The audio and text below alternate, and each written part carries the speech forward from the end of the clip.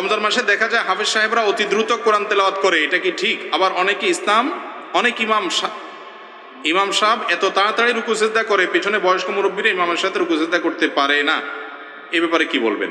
ভাই, রমজান মাস আসতেছে সামনে, নামাজ কোন জি গতিতে হবে, 4G না 5G? বলে 6G। আসলেই তাই। নামাজ, তারাবি নামাজ যত তাড়াতাড়ি পড়তে পারে, আমরা মনে করি হাফেজ মাশাআল্লাহ তুখুর, ঠিক না ভাই? ঠিক।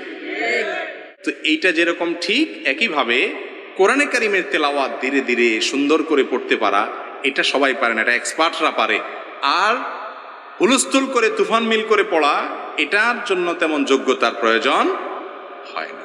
বিশেষ করে তোতা পাখি মার্কা হাফেজ কি পড়ে না পড়ে বুঝে টুঝে না, এরা হুলস্থুল করে পড়াটা অনেক বেশি তাদের জন্য উপযোগী এবং উপকারী মনে করে, তারা ওটাকে সহজ মনে করে। মনে রাখবেন, তারাবির নামাজটার নামই হলো তারাবি, মানে বুঝেন তারবি হাতুনের বহু বছর, মানে কি আরাম করে করে ধীরে ধীরে পড়া। আর আমাদের গোটা জীবনের যত নামাজ আছে, এর মধ্যে সবচেয়ে তুফান মিল নামাজই হলো তারাবির নামাজ। এটা ঠিক না ভাই? আপনি তুফান মিল মার্কা খতম তারাবি দেওয়ার চাইতে ধীরে ধীরে পড়েন, কোটা কোরআন খতম না দিলেও ভালো। কথা কি বুঝাতে পারছি? আর রুকু সিজদা, বিশেষ করে তারাবিতে তো হাফেজ সাহেবরা এমন ভাবে রুকু থেকে উঠে দাঁড়াইতে না দাঁড়াইতে আবার দৌড়, মনে হয় যে কোনো আর্মির ট্রেনিং চলতেছে। মনে রাখবেন, এরকম নামাজ হলে নামাজই হবে না তারাবিতে পড়ার কথা। এক তাজবি পরিমাণ আপনি দাঁড়ান না, নামাজই হবে না।